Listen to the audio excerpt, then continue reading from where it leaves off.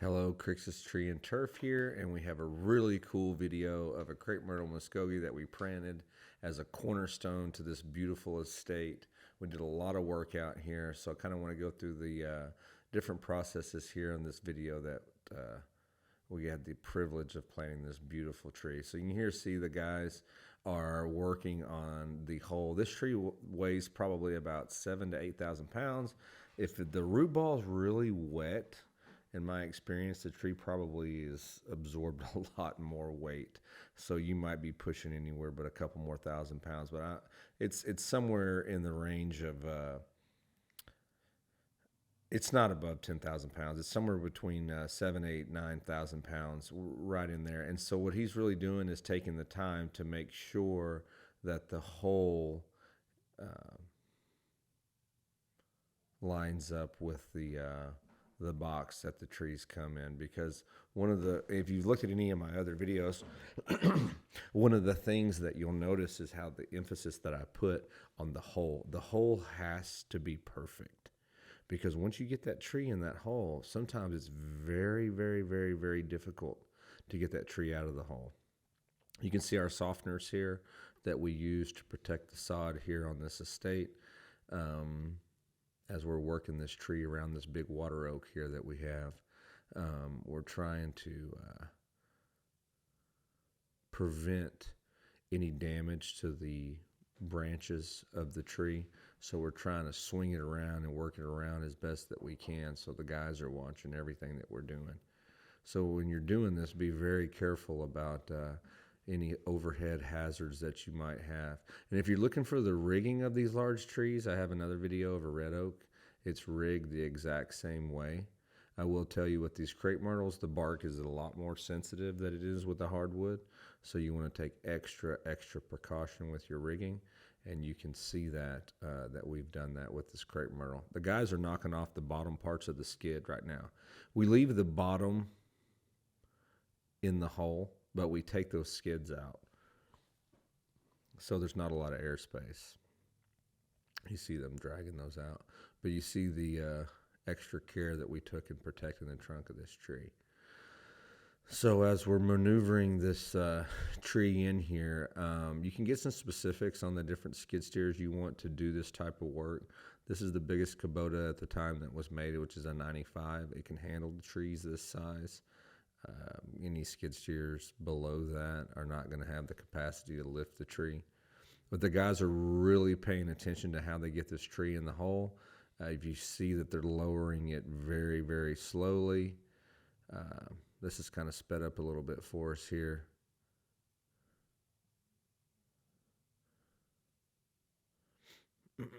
It's got to drop perfectly. You really want it.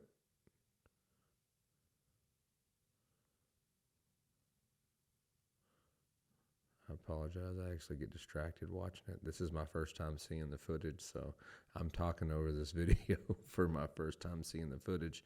But the foreman here is very, very particular, even how the corners fit in the hole, because once he gets that tree low, it's very difficult to get it up, because the skid steers are going to want to tip.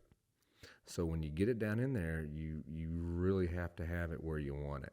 And then you also have to think about the whole, how it's made, and how you leveled it out, and how you want the tree to sit. Basically, what you're looking for is, when you set the tree in, you want it to stand vertically perfect. You don't want to have to manipulate it at all. And so they're really working hard to get that tree right where they want it.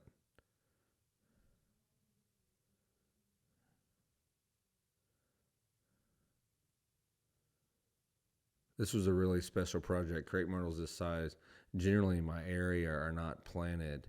And so I was so excited when I had the opportunity to plant this beautiful tree.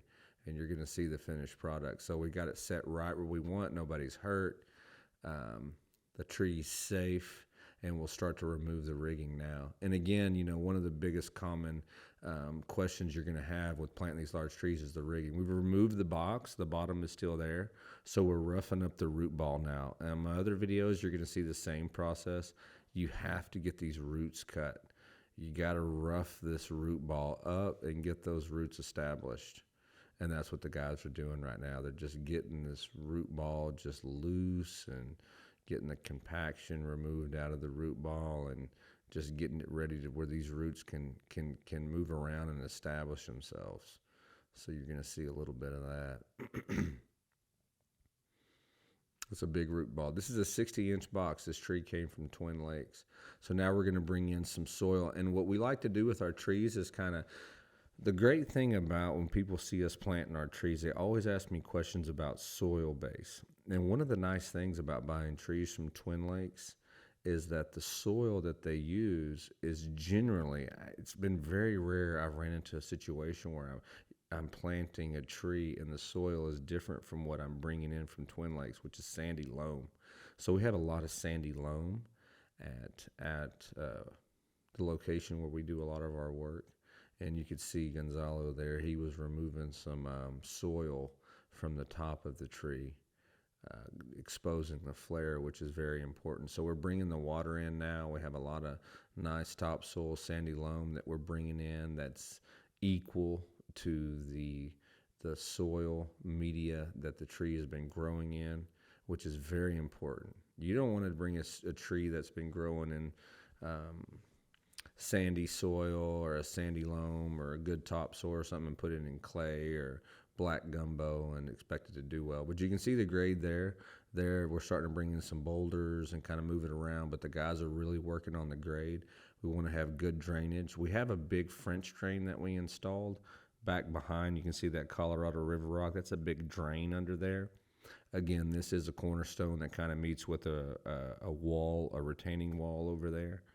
They're bringing in cow manure compost, which is a bionutrient organic mixture of media to kind of bring some nutrients to the soil here now. The tree's set. And we still, you notice we've been working around it, and we still have carpet around the tree. We haven't removed it. We're still working around the tree. We still have the trunk protected. We haven't removed it. And that's what I recommend for contractors.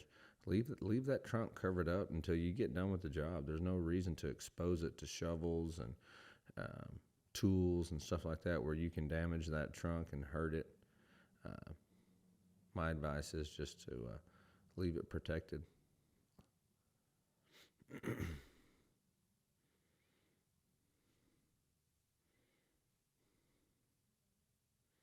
A lot of people do different things with their cow manure compost. They'll say it has to go in the bottom of the hole. It has to go on the sides of the root ball. My advice is just to get it in there in some form or fashion. Give it some type of bionutrients, some type of organic nutrients, something that has nematodes and different stuff in it. You can see that we're now exposing the trunk. After we're done, we're ready to bring in mulch. We're ready to start working with the irrigation system, bring in a bubbler. A bubbler was put on this tree. A lot of people ask me questions about irrigating the tree. You always want to keep the root ball moist when planting a tree, transplanting a tree. You want to keep the root ball moist.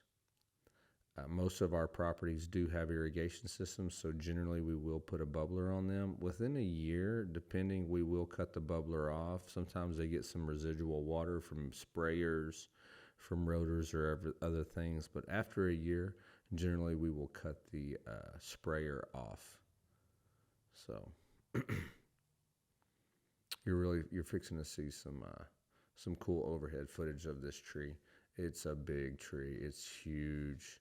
We have an eastern red cedar in the background that we're actually having to replace because it's not doing so well. But and then we have a landscape coming in actually around this crepe myrtle that I don't think you're going to see in this video. I haven't seen the whole video yet, and I'm certain that's not going to be in there. But we brought a lot of different low-growing ground cover and different things that we planted around this tree. I brought a hose in right there. I was actually out here helping the guys today. Had the privilege to be on site with them. I brought that hose in just as a drip, a slow soak while we were finishing doing our job. But there's the end of the day right there. There's that big crepe myrtle on that cornerstone. It's just gorgeous. was such a privilege to plant this tree. It's doing very well today as well. So I hope you enjoyed it. If you have any questions, please leave a comment below.